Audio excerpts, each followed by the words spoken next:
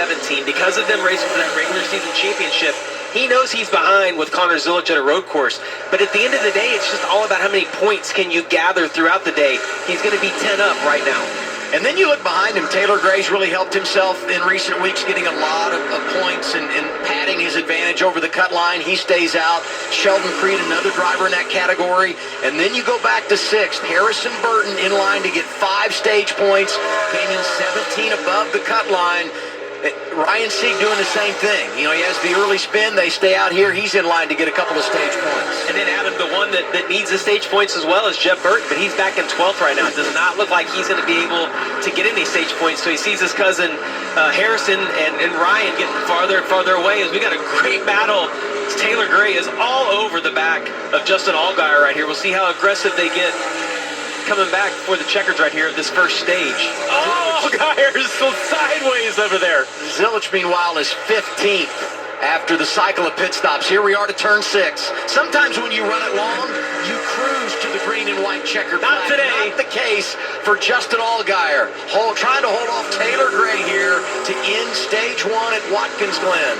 Off the corner and back to the start-finish line. It's going to be Justin Allgaier who gets his 8th stage victory of 2025. That leads all drivers. Gray comes home 2nd, gets a lot of points. Creed gets 8 in 3rd. Sanchez and Love complete the top 5. Harrison Burton 6 gets 5 stage points, and he can use them, no doubt about it. 1 stage down at Watkins Glen, and the reigning champ, the man that's out front in the 7 car for JRM. Inside the car. There are some locations on this track that seem tame, and then there are others where it just feels so narrow based on the camera angle. The bus stop is always a tough spot. Look at the dirt flying.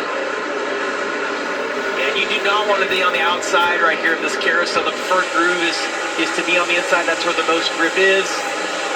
See these guys all trying to sort it out. Got a lot of different strategies going on here, different speed cars that were quick at the beginning that went back because they had flipped the stage. Cars that maybe weren't quite as quick that are a little farther up now. Give and take a strategy, and here we are entering the bus stop. 10 is Daniel Dye. The 11 is teammate Michael McDowell. That's the worst guy to have contact with. Thomas Annunziata around for the 2nd time. A little damage there. Ooh. Yeah, that's big contact right here. This is in turn 7.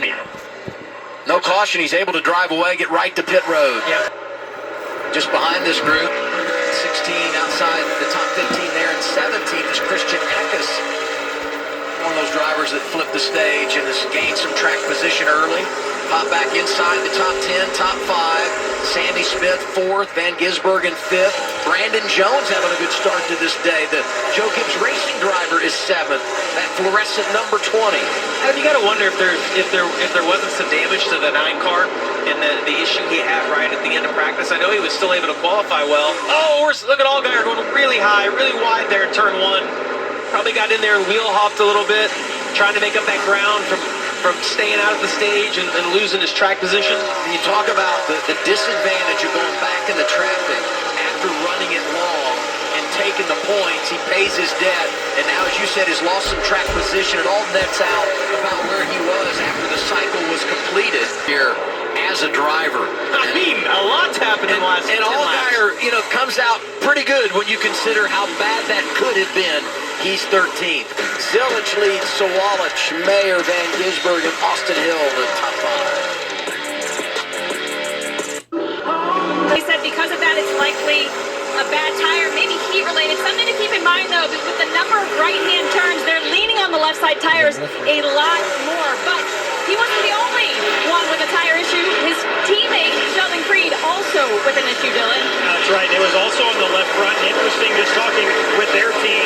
They thought it may have been related to being on the brakes while going over the curbs. So we hear that a lot as you try to conserve your equipment here to stay off of those curbs. They thought that maybe getting into the bus stop would be one of the areas where you're on the brakes and using a lot of curb, and it basically just peeled that part of the tire off that you see right there. So interesting that it was both of the Haas cars. Not a huge concern, at least according to the team, that it's going to happen again, but something just to watch for both these cars. Yeah, Dylan, you said it. I mean, what sticks out to me is that if that were two different teams, you might say defective tire or an issue, but the fact that they both come from the same organization, probably set up very similar, tells me it could be a setup thing. Probably it looks like a lot of heat. Those tires, it was interesting because they looked brand new still with the mold mark on them, but they were blistered there. Be interesting to see what happens later in the race for those guys. Going to be 7 laps to go, stage 2 for Connor Zilic this time around. Will drivers pit prior to the end of the stage? We'll find out next on CW.